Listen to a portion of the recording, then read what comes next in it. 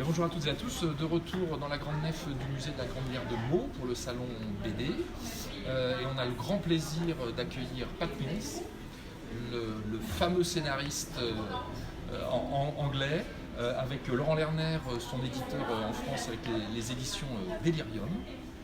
Et je vais demander à Pat pourquoi avoir choisi de faire une histoire sur la Première Guerre mondiale. Well, story from World War I. Ultimately, because it's the only conflict that really challenges authority. Deep down, it's a story that's challenging the establishment and authority. There's many other reasons, but that's at its core. Fondamentalement parce que c'est une histoire et c'est un conflit qui est contestataire, qui permet de remettre en question une version officielle de l'histoire. Et c'est pour ça qu'il a voulu traiter ce sujet, ce conflit. Et donc, c'est l'histoire, c'est Charlie's War, la Grande Guerre de Charlie. C'est l'histoire d'un jeune Tommy qui est incorporé à la fin de l'adolescence, qui ment sur son âge d'ailleurs pour être incorporé plus tôt que les 18 ans normaux. Et donc, il va vivre toute la guerre. Alors, pourquoi avoir fait un peu dresser le panorama de toute la guerre plutôt que de se focaliser sur un moment? And when you wrote Charlie's War, you decided not to focus on one single point during the conflict, but cover a wide range of areas and conflicting situations. Yeah, because I wanted to show the Great War in many different situations. For example, the French aspect of World War I, which was previously barely known in Britain. Pat voulait, quand il a traité la Grande Guerre de Charlie, couvrir pas mal de sujets et de zones de conflit de la Première Guerre mondiale, et notamment aborder des sujets qui étaient très peu connus en Angleterre. C'est comme ça qu'il a décidé d'aborder certains points qui appliquaient l'armée française, comme la défense du fort de Vaux et la bataille de Verdun. Parce qu'en Angleterre, ce sont des parties de la Grande Guerre qui ne sont pas connues du tout du grand public.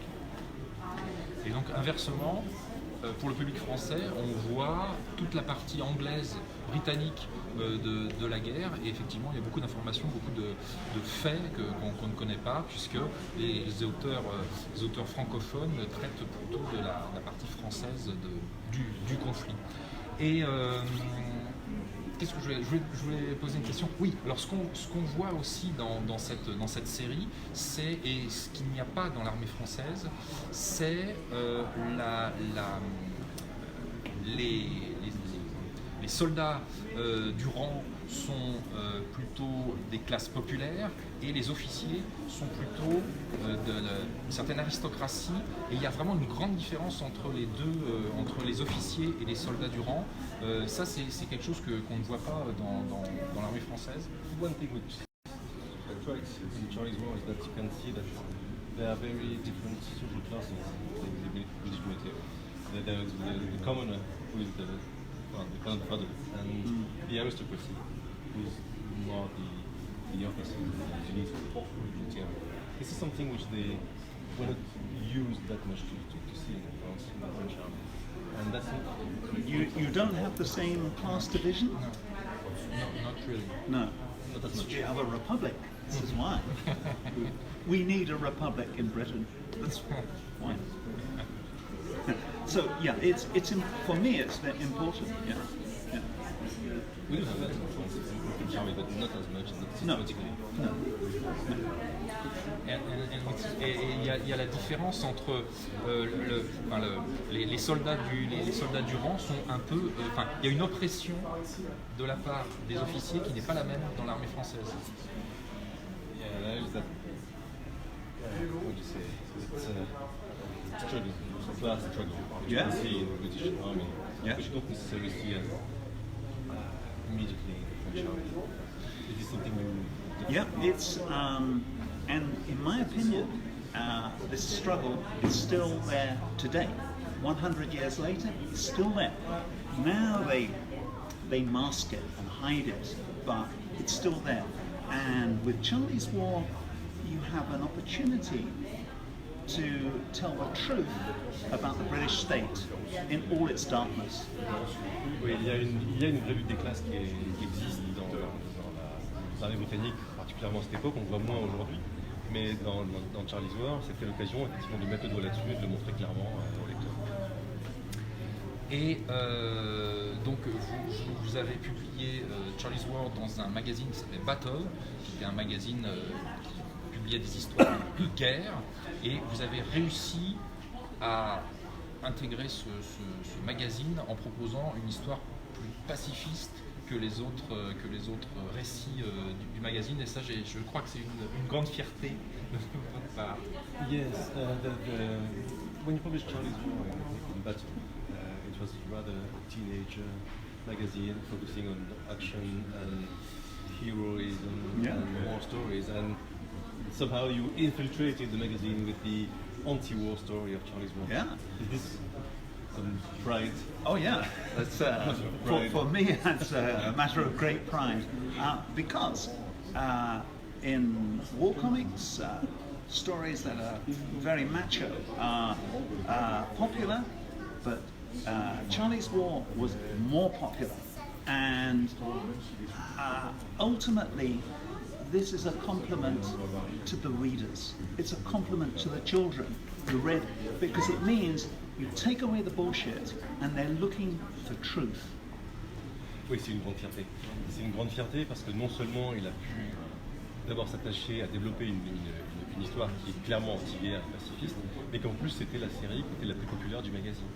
Donc c'est doublement une fierté d'avoir atteint ce résultat, ce constat, qui est aussi un tribut et un respect encore plus grand pour les lecteurs qui apprécient d'autant plus qu'on leur montre des histoires plutôt réalistes, plutôt critiques, que des conneries pas en guerre, où on va les picoter sur l'idéal de l'héroïsme et de la guerre, qui est surtout une tragédie quelque chose. Et d'ailleurs, je crois qu'il y a certains lecteurs qui vous ont dit que la lecture de Charlie's War les avait détournés d'une carrière militaire. Et ça aussi, je crois que c'est une grande fierté pour vous. There are some readers who told you that they initially wanted to sign up and join the military and change their minds when they read Charlie's War. Oh yeah, yeah. And for me, that was the biggest compliment of all. That if they came from a military family, they always joined the army, and then after Charlie's War, no. So this was. Ça c'est encore un autre motif de fierté, c'est le plus grand compliment qu'on ait pu nous faire, notamment quand des gens issus de familles de tradition militaire, après avoir lu Charlie's War, avaient décidé de ne pas s'engager. Comme quoi la bande dessinée peut aussi avoir un effet sur les destins des lecteurs. Alors vous avez visité le musée ce matin, qu'est-ce que vous en gardez de cette visite? So we have now seen the whole museum, taken some time to visit. What do you think of the museum? Many things. First of all, it's very emotional, and if you spend too long here, you just get it's almost too powerful in a good way, but it is very strong. Secondly, for me, there's more stories about not just Charlie's War, but other aspects of the Great War that I would like to know. Alors, plusieurs choses. D'abord sur le plan émotionnel, c'est extrêmement riche, extrêmement fort. C'est vrai que passer beaucoup de temps dans le musée, ça a un impact sur le plan émotionnel. Et deuxièmement, toute la richesse du contenu de ce qui est proposé dans le musée. C'est autant d'idées pour plein d'histoires à traiter. Il y a Charlie's War, bien sûr, mais il y a aussi tout un tas d'autres idées qui vont être nourries de ce qu'il va y avoir partout dans le musée. Ben, merci beaucoup Pat Mills d'être venu aujourd'hui pour participer au salon. Et je vais peut-être laisser la parole à Elena Legal, la directrice du musée, pour conclure l'après-midi.